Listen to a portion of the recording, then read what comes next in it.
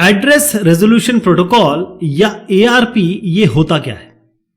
देखिए, किन्हीं एड्रेसेस को हम रिजॉल्व कर रहे हैं।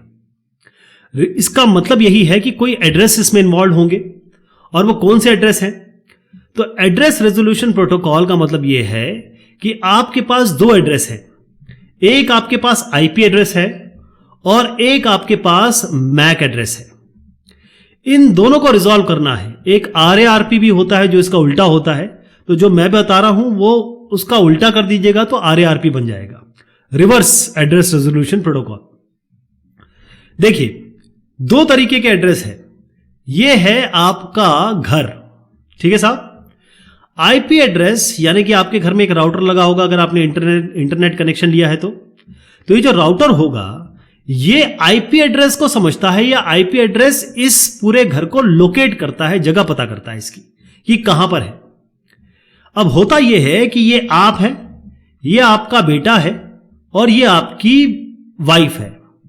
आपके पास एक टैबलेट है, इनके पास एक मान लीजिए कंप्यूटर है, और इनके पास एक मान लीजिए कोई हैंडहेल्ड डिवाइस है। अब सब इस वाईफाई से कनेक्टेड है या फिर सब इस राउटर से कनेक्टेड है। तो आईपी एड्रेस से जब डेटा कम्युनिकेशन होगा तो पैकेट यहां तक तो पहुंच जाएगा, यानी लोकेट तो कर लेगा कि इस घर की बात हो रही है। लेकिन कौन से डिवाइस पे जाना है? हो सकता है कि आप फेसबुक यूज कर रहे हो, आपकी वाइफ जो है हो सकता है वो यूट्यूब यूज कर रही हो, तो यूट्यूब का पैकेट तो इनके पास जाना चाहिए, फेसबुक का पैकेज यहां जाना चाहिए। तो ये पैकेट जाएगा कैसे, है ना? तो जाएगा ये मशीन के मैक एड्रेस से।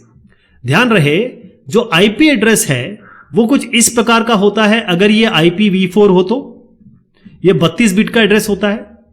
ऐसे ही IPv6 होता है, इंटरनेट प्रोटोकॉल वर्जन 6, ये होता है 128 बिट का।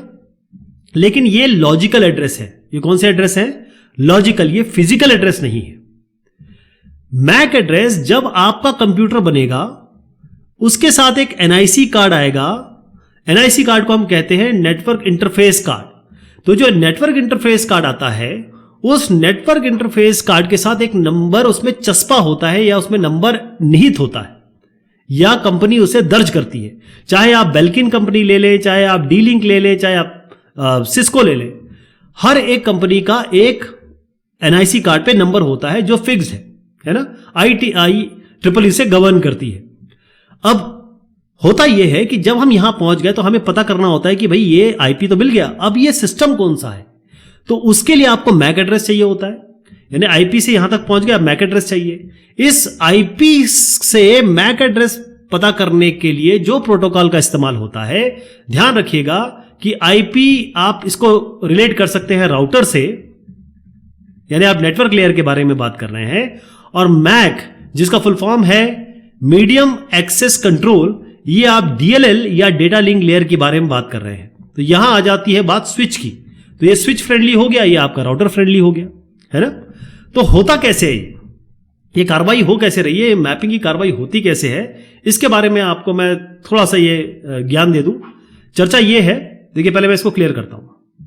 देखिए साहब, होगा ये कि एक यहां पर एक कंप्यूटर है, ठीक है साहब, इसको अपना आईपी पता है, अपना मैक भी पता है। अब इसको कम्युनिकेट करना है सिस्टम बी से। इसको आईपी पता है, इसको 1 कर देते हैं, इसको 1 कर देते हैं। ये 2 है, इसका आईपी पता है, लेकिन इसका मैक एड्रेस नहीं पता। तो होगा क्या कि एक ARP पैकेट जाएगा।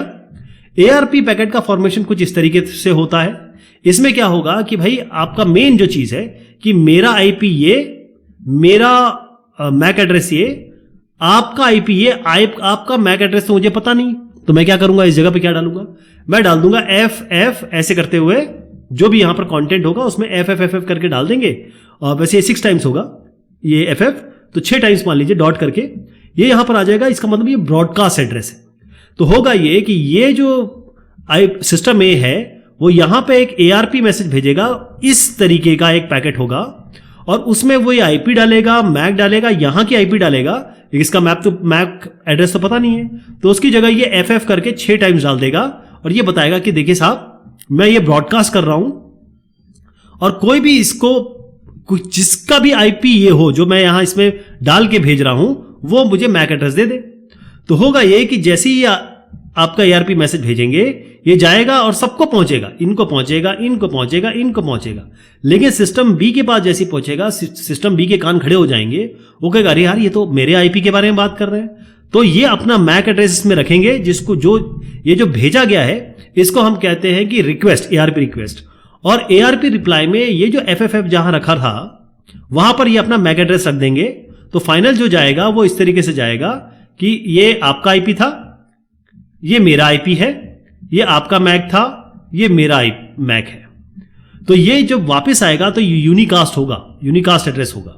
तो ये IP1, IP2, मैक 1, मैक 2 इनको मैक एड्रेस मिल जाएगा। अब कम्युनिकेशन पूरा हो सकता है। बगैर IP और मैक को कंबाइन किए आप कम्युनिकेशन नहीं कर सकते। ये जरूरी है, क्योंकि लेयर वाइज अगर आप चलेंगे तो एक ऊपर से जब कंटेंट आता है तो हर लेयर पे कुछ ना कुछ इसमें एडिशन, सब्ट्रैक्शन या जोड़ घटाव होता है। तो अगर आप नेटवर्क लेयर पे है तो IP, आप नीचे के लेयर पे आएंगे तो आपको मैक यानी कि फिजिकली आपको जानना होगा कि इसका एड्रेस क्या है, वो मैक एड्रेस से पता चलता है, तभी आप पैकेट भेज सकते हैं। क्लियर?